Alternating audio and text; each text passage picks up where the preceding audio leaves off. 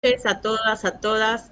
Hoy nos encontramos en una nueva charla, debate, conversación con nuestras compañeras Anaí Durán, Rosemary Bet Pioste Nazoa y Giovanna Mendoza Huaranca, con motivo de la conmemoración del Día de los Pueblos Originarios,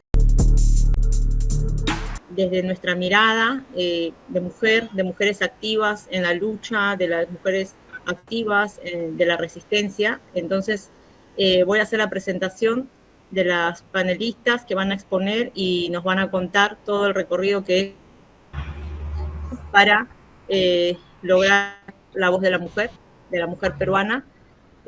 Así que bueno, voy a empezar con la presentación de Anaí Durán. Es una socióloga y política peruana, fue ministra de la Mujer y de Poblaciones Vulnerables desde el 29 de julio hasta el 2 de febrero de 2022 durante la gestión del presidente Pedro Castillo.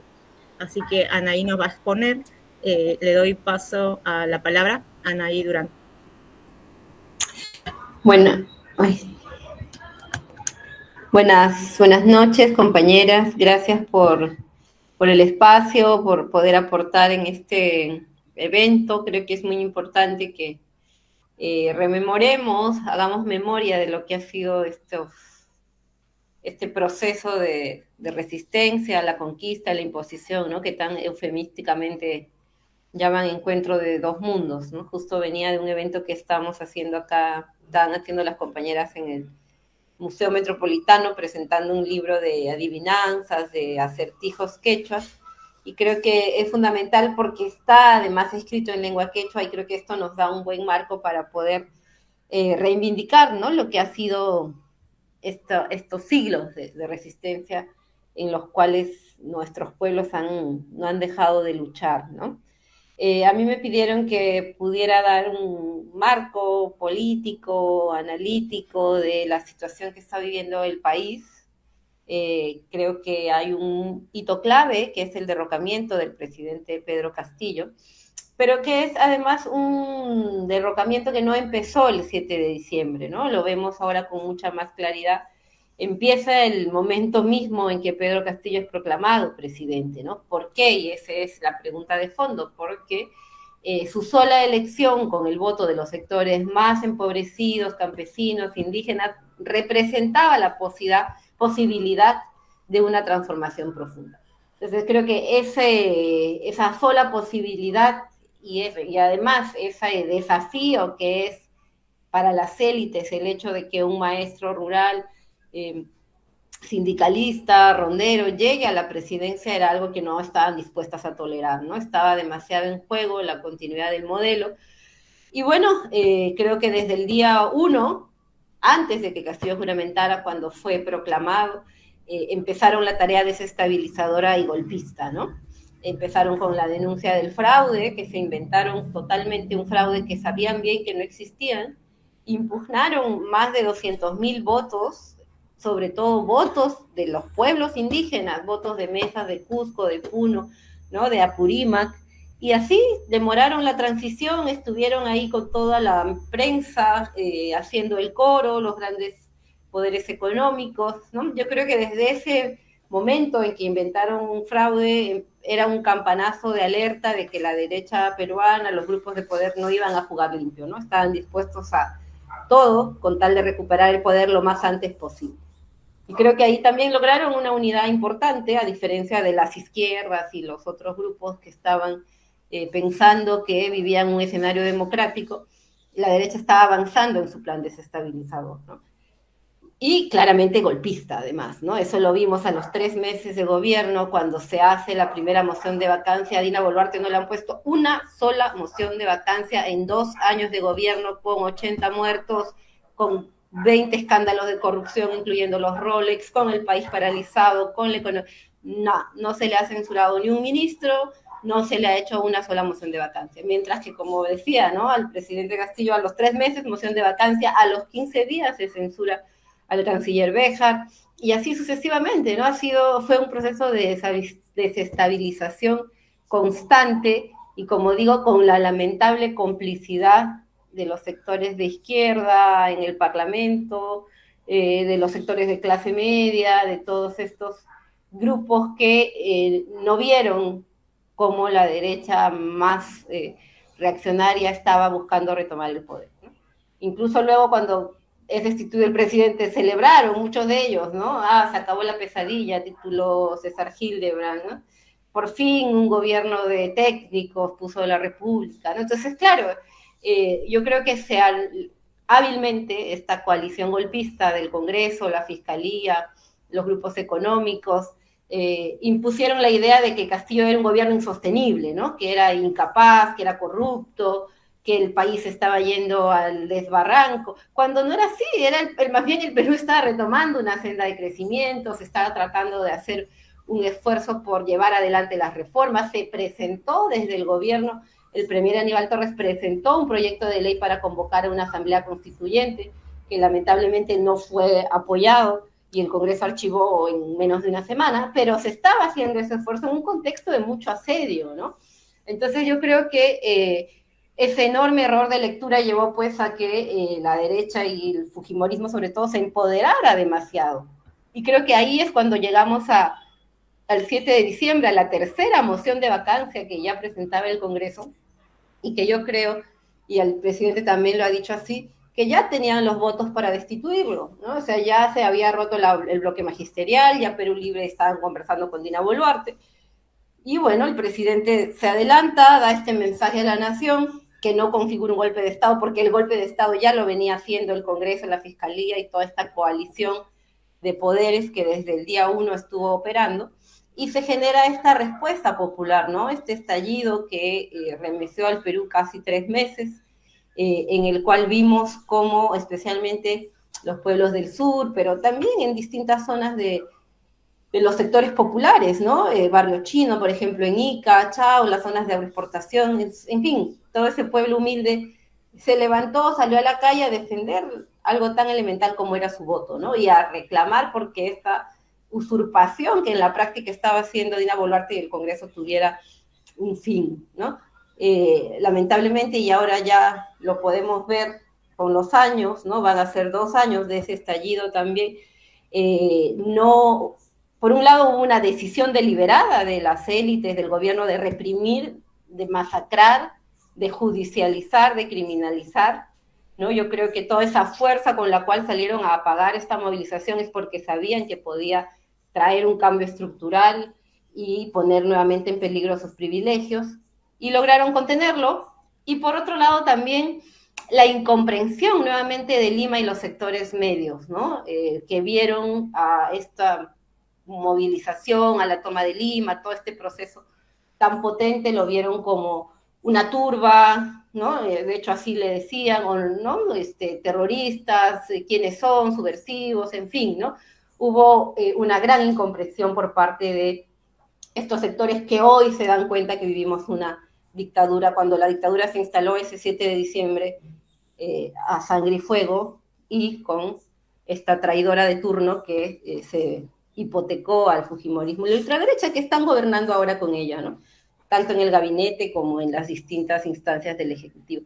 Y yo creo que ahí además es importante remarcar lo que mencionábamos al comienzo, ¿no? El protagonismo que va adquiriendo las mujeres en todo este proceso de movilización, ¿no? Que seguro no tendrá las titulares de los grandes medios de comunicación, ni mucho menos, pero que se evidenciaron con mucha fuerza, ¿no? Y aquí, más allá del saldo lamentable de víctimas, de masacres que hubo, creo que hay que remarcar este protagonismo político que van a tener las mujeres aymaras, las mujeres quechuas, en Ayacucho, en Apurímac, en Puno, ¿no? Viniendo a Lima, aquí, bueno, yo tengo el libro que pude escribir recogiendo varios testimonios de esa gesta heroica del pueblo peruano, además, sin ningún financista, porque decían acá, ¿no? Los está financiando el narcotráfico, la minería ilegal, decía Dina Boluarte, y era en realidad todo un esfuerzo de solidaridad. Y yo creo que ahí ese potencial de las mujeres que se vio reflejado en las calles, ¿no? Por eso el ministro de Educación de esa época veía con indignación cómo las mujeres aymaras salían a marchar y decía, estas son peor que animales, ¿no? Y ese ministro, por supuesto, no fue censurado, no fue criticado. En fin, ¿no? Creo que también el estallido puso en evidencia esa raigambre racista, colonial, que todavía está presente en la clase política peruana, ¿no? Y por eso también la impugnación de la gente, yo creo que esto es clave y está puesto también en el libro, esta demanda histórica, ¿no? De decir, no es el 7 de diciembre, son 200 años, ¿no? La indignación, la fuerza con la que se movilizaba la gente no se limitaba solamente a protestar porque el 7 de diciembre le habían vacado a su presidente, ¿no? Era porque son 200 años de exclusión histórica en los cuales el desprecio, la exclusión ha sido sistemática, ¿no? O sea, te pueden decir todos somos libres iguales, ya puedes ir a votar, pero si eliges un presidente que no le gusta a los grupos de poder, pues te lo destituyen como finalmente pasó, ¿no? Entonces creo que es un proceso, ha sido un proceso muy, muy lamentable, muy nefasto. Lamentablemente toda la comunidad internacional se puso de espaldas, creo que salvo las honrosas excepciones de Andrés Manuel en México, y Petro en Colombia, los países del ALBA, Venezuela, Cuba, pero el resto, la OEA no convocó a nada, no pidió actas, ¿no? Se pusieron de espaldas al sufrimiento del pueblo peruano, y lo que tenemos ahora pues es la estabilización de ese golpe, de ese régimen, ¿no? Nos quieren hacer creer que estamos viviendo una situación normal con una presidenta legítima, cuando lo que tenemos es una clara usurpación, por un lado, un claro sistemática violación de los derechos humanos, de criminalización y un abandono total del Estado, ¿no? Perú ha retrocedido muchísimo en términos de indicadores económicos, en términos de anemia infantil, en términos de maltrato a la mujer. Se ha anunciado que se va a cerrar el Ministerio de la Mujer. Este gobierno de la supuesta primera presidenta mujer no le importa ni siquiera el Ministerio de la Mujer. Entonces, toda esa barbarie, toda esta decadencia que ha seguido al 7 de diciembre, creo que es un campanazo de alerta para decir basta y hacer un cambio muy profundo en nuestro país, ¿no? No va a ser suficiente con cambiar de presidente, de congresistas, si no revisamos toda esa estructura que ya está deteriorada, ¿no? Y de ahí la demanda también de la gente de una nueva constitución, de un nuevo pacto social, de reformas verdaderas que pongan al Estado al servicio del pueblo, ¿no? Creo que ese es el gran desafío que tenemos por delante, salir cuanto antes de esta dictadura que, como decía, nos está llevando cada vez más a la barbarie, lo que estamos viviendo, el paro de transporte. Lima ha estado paralizada ayer y hoy, no hemos tenido transporte en la calle, hemos tenido a la gente movilizándose porque algo tan básico como trabajar con tranquilidad ya no se puede, ¿no? Las extorsiones, las bandas de sicarios, en fin, el abandono finalmente de la política pública, ¿no? Dina Boluarte se desaparece una semana porque se va a hacer cirugías y regresa y dice que no, cuando todos le vemos la cara estirada. Entonces es una completa frivolidad, falta de respeto, y como decía, ¿no? El país sigue cuesta abajo, y esto del paro de transportes, la movilización, ya no solo de los transportistas, también de los comerciantes, porque es una violencia y una inseguridad que afecta a los más pobres, ¿no? Es la clase trabajadora la que está siendo más afectada por la inseguridad y por el desgobierno. Entonces, esto tiene que terminar, como decía, cuanto antes. Probablemente sigan haciendo durar a Dina, el Congreso no la quiere sacar, porque si ella se va, ellos también, y nadie se quiere ir, todos quieren seguir con sus curules y sus privilegios, pero hay una fecha, pues, que es el 2026, esperemos que entonces pues la ciudadanía también se haga presente y si no es antes, pues tengan que salir y como decía también, aprovechar ese momento para poder por fin abrir un nuevo momento político con un nuevo pacto social, ¿no? Creo que ya la situación no da para más, ¿no? La descomposición que estamos viviendo como país es muy grande y en esa línea creo que tenemos que continuar luchando, encontrándonos, confluyendo, debatiendo, ¿no? Escuchándonos también para poder encontrar salidas y no ceder a la desesperanza, ¿no? Más bien afirmarnos en que hay una esperanza que mantener. Muchas gracias. Gracias, muchas gracias, Anaí, muy amable. Te queríamos hacer una consulta, una pregunta sobre el tema del rol de la mujer en la política peruana. Durante tu gestión, ¿cómo fue tu camino, tu trayecto? ¿Enfrentaste muchos obstáculos, muchas dificultades? ¿Hay lugar realmente para la mujer peruana, para la mujer aymara, para la mujer quechua, para la mujer de la Amazonía, que pueda ser integrada a la vida política sin una mirada racista, clasista? Sí, de la élite. Sí. El desafío es grande, ¿no? Efectivamente para mí no fue fácil porque todos estos sectores, ONGs, ¿no? Clase media, blanca, digamos, que han monopolizado en cierta medida el discurso de los derechos de la mujer, ¿no? Rápidamente dijeron que Pedro Castillo era un machista, que su gabinete era de puros hombres y que no había que trabajar con ellos, ¿no? Y que yo al asumir como ministra de la Mujer estaba traicionando a las mismas mujeres porque estaba transando con un machista, ¿no? Entonces, claro, eso era un razonamiento absolutamente egocéntrico y, como decía, ¿no? Bastante alejado de la población. El pueblo había elegido un presidente y ese presidente estaba haciendo además el gesto de tratar de sumar a las mismas mujeres en la agenda que el pueblo quería, ¿no? Y que exigía, por ejemplo, temas fundamentales como la autonomía económica, y eso fue algo que pudimos trabajar muy bien con el presidente, ¿no? El programa Mujer Emprendedora. O sea, dignificar también a la mujer, darle herramientas, ¿no? No solo este discurso de género que suena muy bien en términos abstractos, sino cómo mejorar las condiciones concretas, materiales de las mujeres. Ese fue un poco el encargo que tuvimos con el presidente, que lo plasmamos en la política general de gobierno. Obviamente Dina Boluarte apenas llegó, esa política de gobierno la tiró a la basura, pero había temas fundamentales como, insisto, el tema de la autonomía económica, el programa Mujer Emprendedora, el Sistema Nacional de Cuidados, para que las mujeres no seamos siempre las que tenemos que estar cuidando a toda la familia y pueda haber sistema de guarderías, de cuidado de adulto mayor. Entonces, ese fue un desafío grande, ¿no?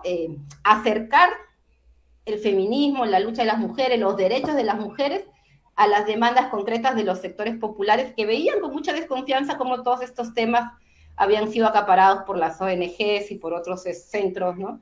Vinculados más bien a la cooperación internacional y a todos estos fondos más eurocéntricos, digamos, ¿no? Pero yo creo que se logró y también en ese camino descubrimos, nos encontramos, mejor dicho, con mujeres muy potentes, con dirigentes. Yo creo además que eso se ha ido fortaleciendo, ¿no? En la misma lucha han ido saliendo mujeres muy valiosas que vienen sobre todo de abajo y que tienen esa conciencia de clase, esa conciencia, esa identidad, además esa conciencia de ser un pueblo, ¿no? Y lo digo porque, claro, ya no se trata solo de que, oh, las mujeres tenemos que llegar, ¿no? Pues tenemos la primera presidenta mujer, ¿cuántas salieron a alegrar? El primer gabinete paritario, ¿no? Pero yo decía, ¿de qué te sirve un gabinete paritario que está disparando contra su pueblo, que masacró 80 peruanos y peruanas, ¿no? Entonces creo que toda esta crisis también nos ha debido combinar e interpelar sobre el rol de la mujer. No te sirve llegar a los espacios de poder si vas a llegar para hacer una agenda que favorece a las élites, a las clases dominantes, pues no importa si eres hombre, mujer, de la diversidad, etcétera, si no tienes claridad en ese compromiso que levantas, ¿no? Y eso, como te decía, quedó demostrado. Los titulares de varios diarios progres eran esos, ¿no? Primer gabinete paritario, ¿no? Primera presidenta mujer.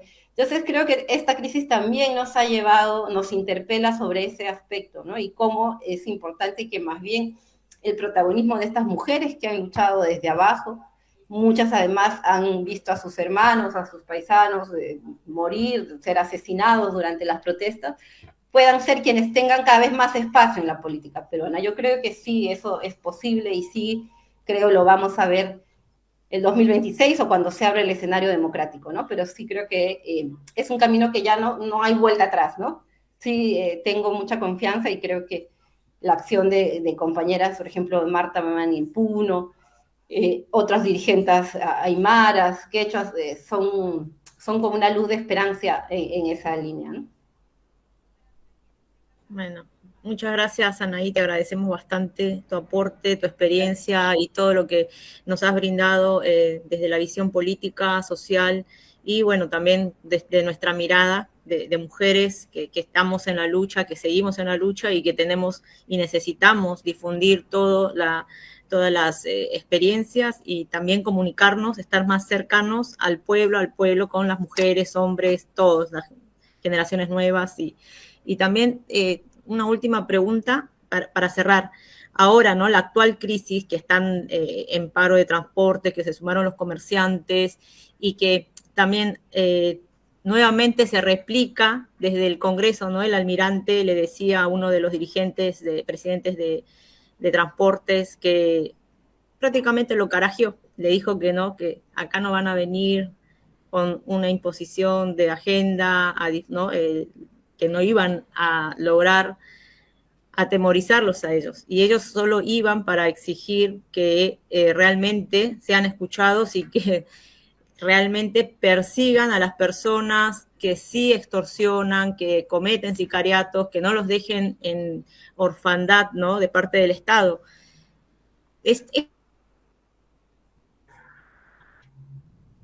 Liz, se me cortó. ¿Hola?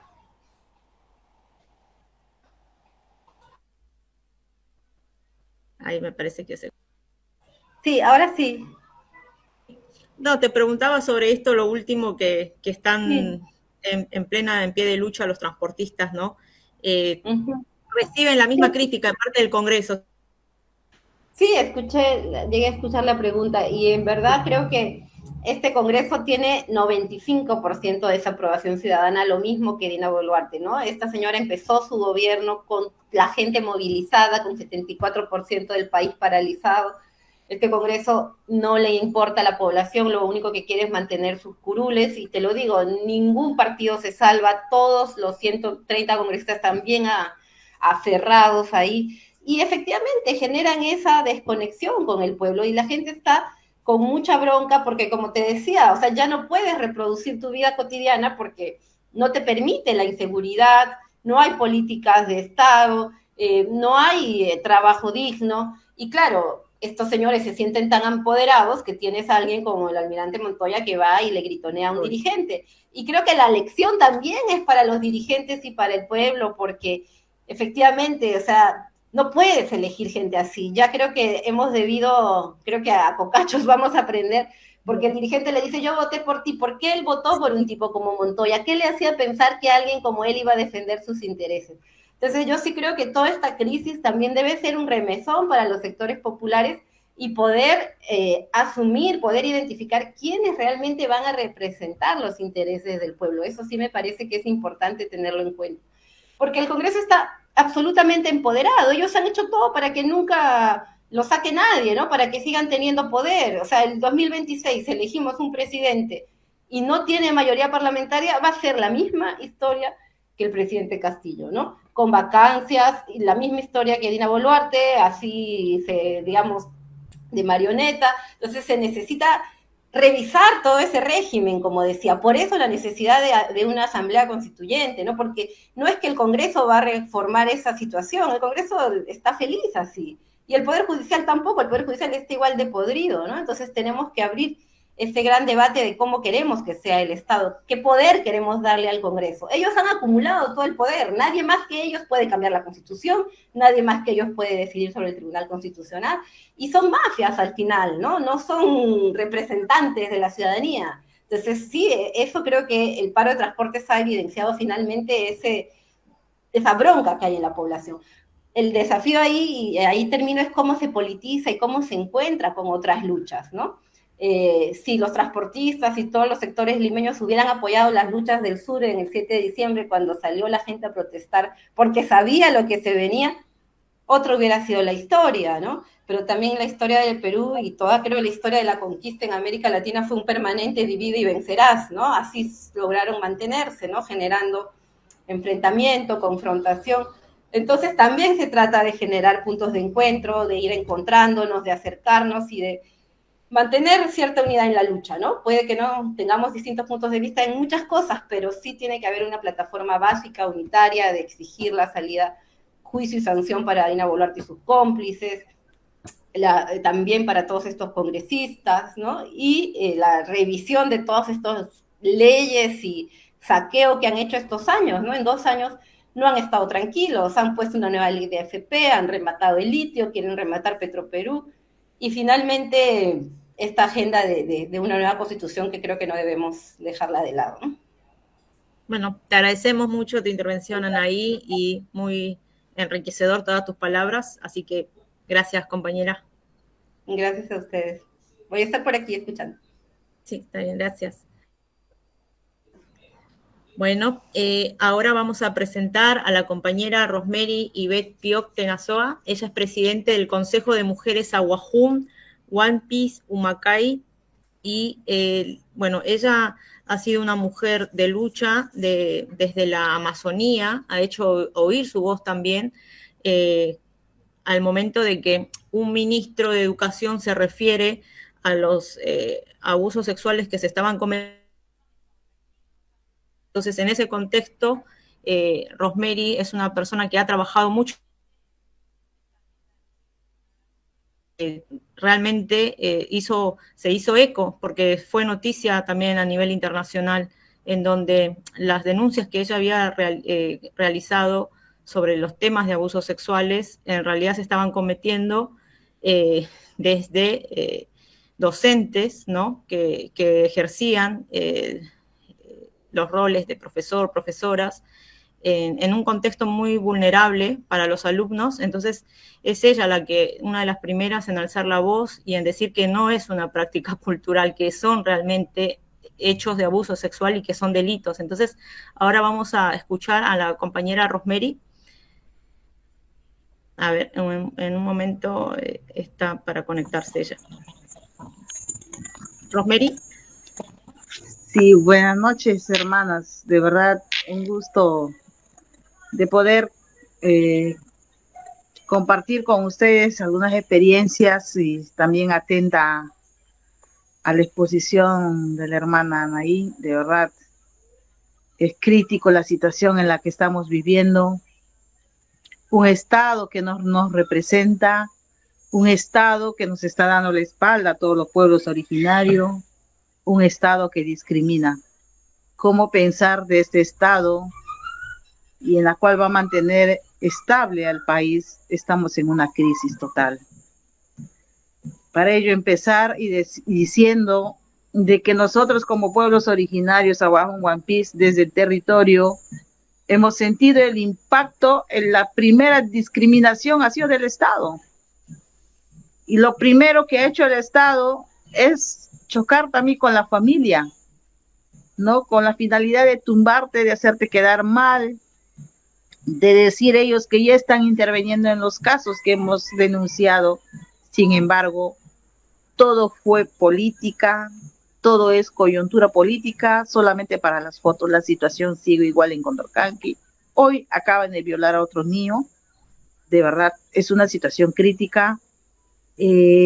A la vez, no sé qué acción tomar frente a esta crisis que estamos viviendo en nuestro contexto, porque la intervención del Estado ha fracasado. La ruta del Estado es un fracaso ante nuestro pueblo. Vivimos en una cultura milenaria como pueblos aguajún, de las familias jíbaros. Sin embargo, el Estado nos ha declarado como Estado en situaciones anemia. Tenemos declarado por el Estado que en la cultura aguajún sufre de anemia crónica infantil, el alto índice del VIH-Sida, que cada vez mueren jóvenes y no tenemos la atención inmediata del Estado, el incremento de estas denuncias que se hicieron siguen aumentando. Llamamos a todos y nadie te escucha. Hay una niña que también han violado de 12 años en una residencia recién. Hemos llamado a todo el mundo y nadie te hace caso. Pero que se trate de un trabajador del Estado, hasta en helicóptero se van a rescatarles. Pero cuando se trata de una niña, no les interesa absolutamente nada.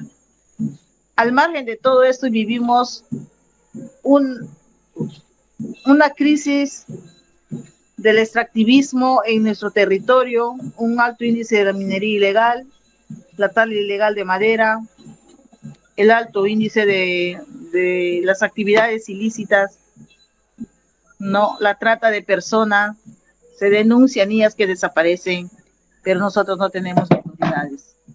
Si nosotras vivimos porque seguimos esta resistencia, y hasta dónde vamos a permitir esta resistencia, ya creo que ya está llegando a su límite, porque hoy hemos quedado con la ronda campesina que me han invitado.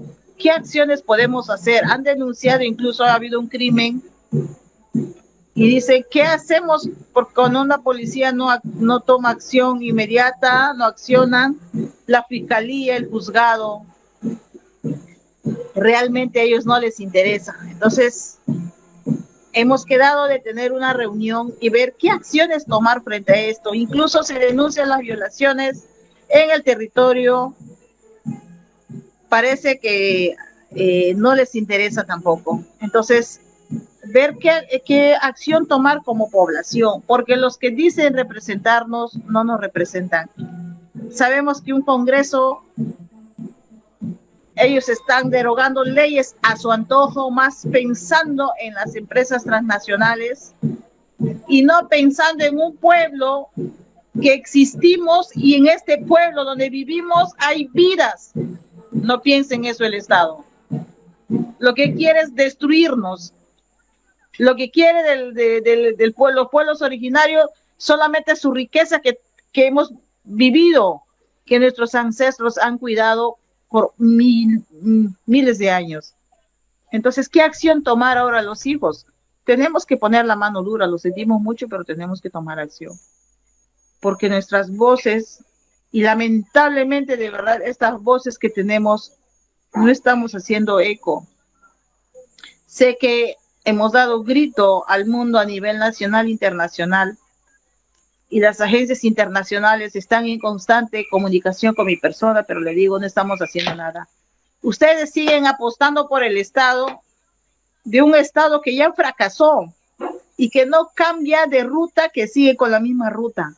Pero nosotros, los pueblos originarios, conocemos nuestro contexto, conocemos nuestro pueblo, conocemos nuestra cosmovisión, conocemos incluso las mismas nuestras problemáticas, y lo que requerimos, necesitamos, es la atención del Estado, y si no lo hace, lamentablemente hay cosas que a veces las autoridades comunales toman acción como ellos puedan, ¿no? Los reglamentos y todo esto que afecta mucho a la niñez, ¿no? La cual estamos preocupados, y decir qué acciones tomar conjuntas, ¿no?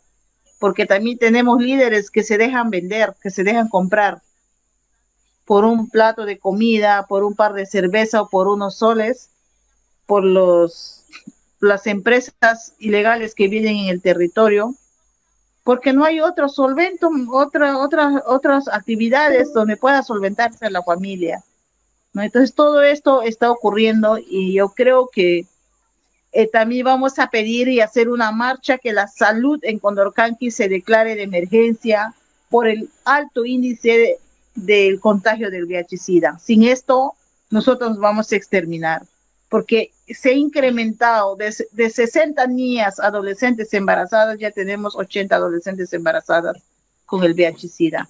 Y esto no puede continuar así, debe parar. Simplemente llegan los presupuestos y no sabemos en qué se han gastado, y no se está interviniendo adecuadamente en los sectores. Y de verdad se necesita ese apoyo. Nosotros estamos buscando aliados estratégicos también que nos apoyen con financiamiento para poder fortalecer a las mujeres en cada territorio. Es muy complejo llegar a los territorios donde in situ llegan las denuncias a veces. Para llegar a estas casas no podemos por el tema de la parte económica, porque nosotros no tenemos fondos. Entonces, eso es lo que nosotros estamos de verdad preocupados de ver qué acción tomar frente a un Estado discriminador, un Estado que lo que quiere es simplemente nos ha metido en la cabeza a todos y decir que somos extremos pobres. Pero sin embargo, nosotros vivimos en una tierra donde produce, donde hay mucha riqueza, ¿no? Entonces, eso nosotros tenemos que ir cambiando ese chip y decir, no, señores, no somos pobres. Pobres tienen el Congreso, y la presidenta de la República es pobre porque tienen pobreza en el cerebro, pero nosotros somos ricos en todo aspecto.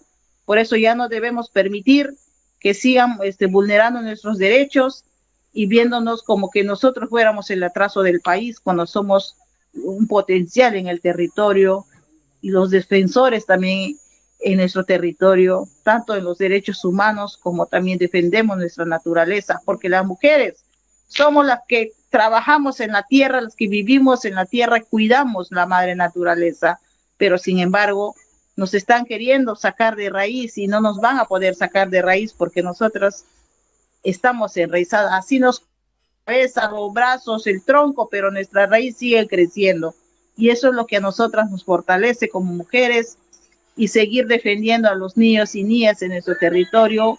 No vamos a parar y nadie nos va a callar en seguir denunciando estos casos y estamos ya a punto de llegar a ir a hacer las denuncias internacionales a los derechos humanos. ¿Por qué? Porque el Estado no le interesa la salud, no le interesa a las niñas y niños, porque también hay funcionarios que violan, hay funcionarios que han embarazado adolescentes, los han contagiado el VIH-Sida. ¿Qué se ha hecho? Nada. Incluso tenemos las mujeres de Condorcanqui que han vivido apañando, han vivido del dolor de las niñas, aprovechándose de esas denuncias y cobrar a esos docentes para no procesarlos. Entonces todo esto hace que nosotras también busquemos mejores estrategias de cómo combatir o por lo menos frenar todas estas violencias que se están dando en el territorio, no solamente a niñas, también a madres de familia, hay mineros que violan a mujeres y simplemente denuncias. No, ¿dónde te han violado? Tienes que llevar la evidencia, la sangre. Si hay un muerto, tienes que ir con el machete y todo. Mientras eso no haga, no hay justicia acá y todo queda impune. Por eso, señorita, nosotras estamos acá organizadas y sí tenemos que seguir.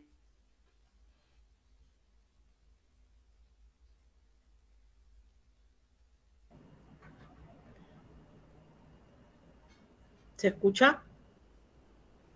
Me parece que De Condorcanqui de las 300 violaciones. Sí. Rosemary. Hola. Escuchas? Sí, ahí se escucha. Sí, le escucho. Rosemary, ¿tendrías algún número de YAPE, algo que quisieras compartir donde puedan hacer donaciones las personas si ustedes están recaudando? Sí. Para poder apoyarlas. Por supuesto que sí, mi estimada. Yo en el chat les pasaré. Sí, por favor. Así también tienen en cuenta para brindar el apoyo, porque sí, realmente para una gestión así, toda la logística de la lucha que han emprendido desde el pueblo de Condorcanqui, se necesita realmente también el apoyo de todas las personas que puedan sumarse solidariamente para que puedan emprender ese camino de lucha y puedan hacer llegar las denuncias correspondientes. Rosemary, ¿nos podrías compartir? ¿Ustedes están preparando las denuncias para hacerlas presentes ante la Comisión de Derechos Humanos? Sí, ya tenemos un equipo de asesores en el Consejo de Mujeres autoconvocadas. Tenemos como 30 profesionales y abogadas penalistas que nos están apoyando para formalizar esa denuncia y posiblemente viajemos, ¿no? Pero también buscamos aliados para que esto no quede impune y también la parte económica, ¿no? Y para ello se está viendo la posibilidad de cómo y cuándo poder salir, porque también tengo la invitación, hay posibilidad de USAID que vayamos a hacer esta incidencia también, ¿no? Y como ellos mismos, como cooperantes, también están sorprendidos de que este ministro, que no se llama ministro, es peor que un comunero porque no conoce ni sabe lo que está y por qué está sentado. Porque cuando me comentaron de la agencia de Canadá, cuando el ministro llegó ahí, le preguntaron, ¿por qué dijiste prácticas culturales? Las violaciones. ¿Sabes que son violaciones a los derechos humanos? No, lo que pasa, como estoy haciendo una investigación, de ahí se me salió, que al final no sabía ni qué sustentar, de verdad. Ay, Dios mío, yo ni quisiera hablar porque cuando hablo de no duermo, me da pesadilla, me da de todo, de verdad. indignadísima, de verdad, porque ni siquiera la que se llama presidenta de la República, ni siquiera el 1 o el 0.1% nos representa, ni siquiera se pronunció frente a estos hechos. Creo que no es mamá, de verdad, es indignante. Igual la ministra de la Mujer y el ministro, y siguen en el cargo, de verdad, es algo nauseabundo para nuestra cultura, de verdad, inaceptable. Y cuando dijeron que llegó a Condorcanqui y se fue a un rincón de un distrito donde un alcalde nomás le recibió, y sacaron en la televisión con bombos y platillos que el ministro llegó, pero llegó como escondido. Ni siquiera llegó al territorio donde realmente se están dando los problemas gravísimos. Es lamentable lo que se vive este país, de verdad. O sea que no pudo escuchar a viva voz a todas las asociaciones o comunidades, no convocó a una charla donde pueda tener más cercanía de todo lo que se expuso, de todas las denuncias que se realizaron. Directamente. De ninguna manera. Él solamente ha convocado a los funcionarios de la municipalidad, a los funcionarios del Estado, y se han reunido solamente ellos para tomar decisión, e incluso han armado una mesa técnica donde ellos solos se han sentado. Y quienes se han llenado en esos escenarios son los trabajadores, hasta los barrenderos de la municipalidad, de la gerencia, de la UGEL, para decir que está. Pero ha estado la sociedad civil, ha estado la población, han estado las mujeres organizadas, nunca nos han invitado. Por eso que siguen en sus fracasos, de verdad. Entonces, ahora nosotras también tenemos los ministros al territorio, ¿no? Entonces, yo creo que ya es momento de que como pueblos originarios también ya...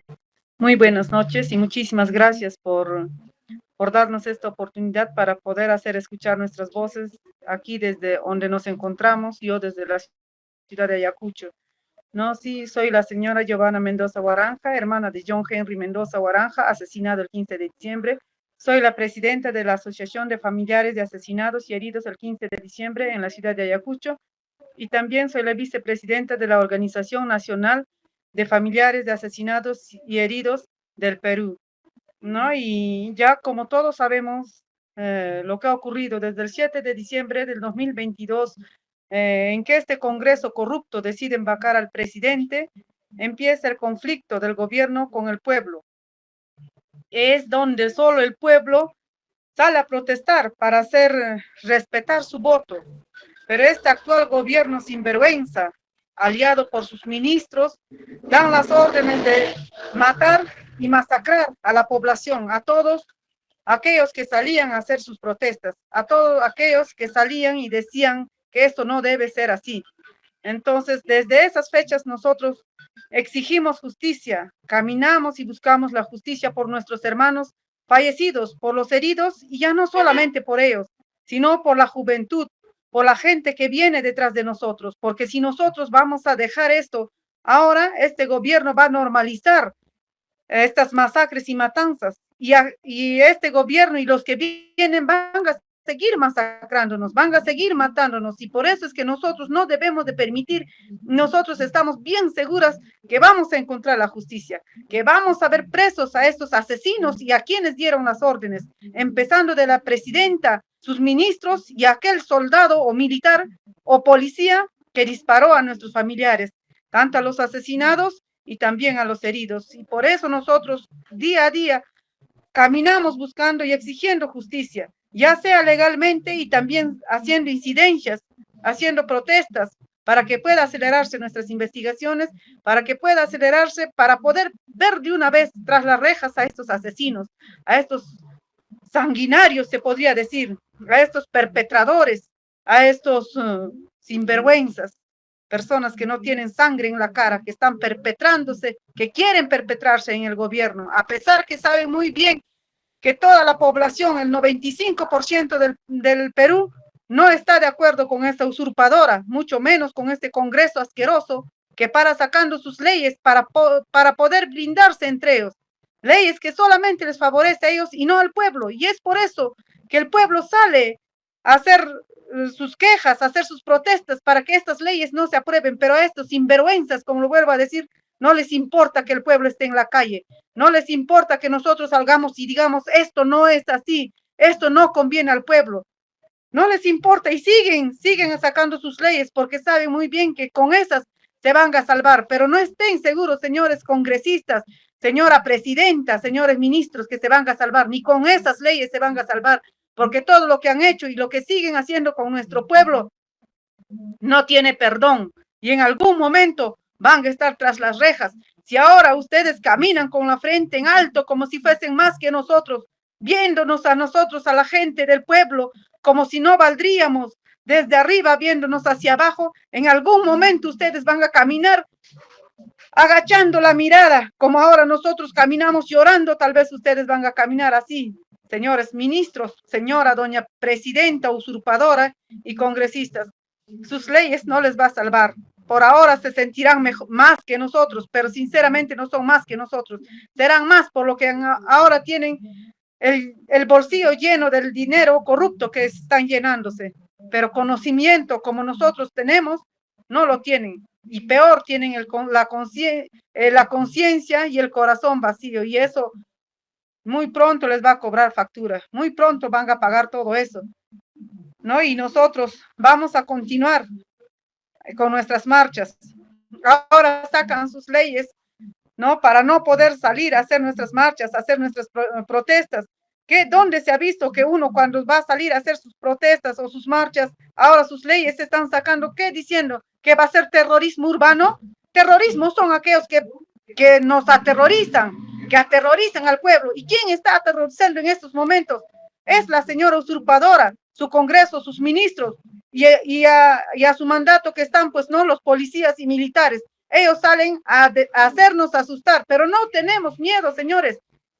Mientras que tengamos vida, vamos a seguir en las calles pidiendo y exigiendo justicia hasta que se logre, porque si esta vez callamos o si esta vez permitimos, esto se va a normalizar y eso no debemos de permitir. Ya no, como digo, por mi hermano fallecido, por los hermanos heridos, sino por la nueva generación que viene. Y también decirles a todas las organizaciones que este gobierno asesino y este gobierno usurpador, este Congreso y sus ministros, ¿cómo nos quiere ver al pueblo?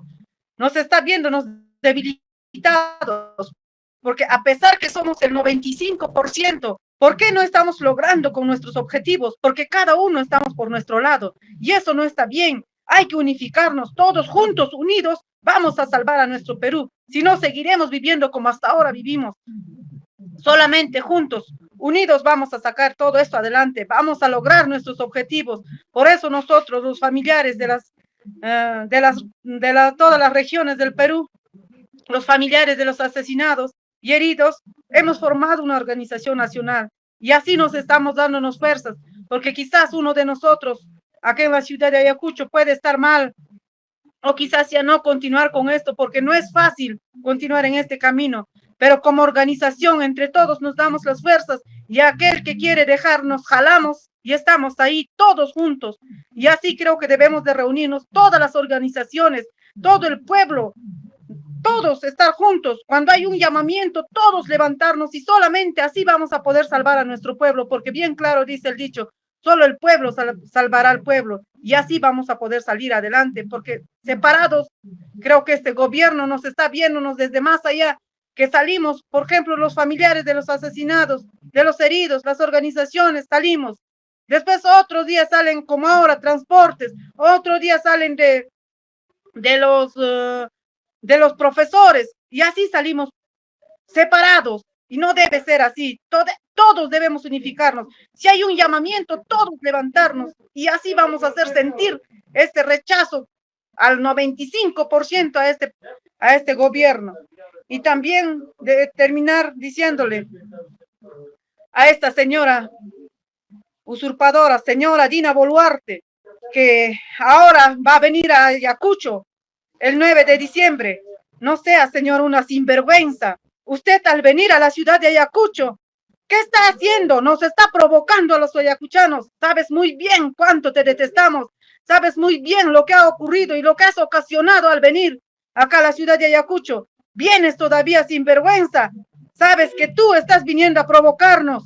No, no te atrevas a venir, señora presidenta de tu Congreso y presidenta de tus ministros, porque para nosotros no eres una presidenta, eres solamente una usurpadora, y más que usurpadora, se te podría decir y te podría decir, eres una asesina.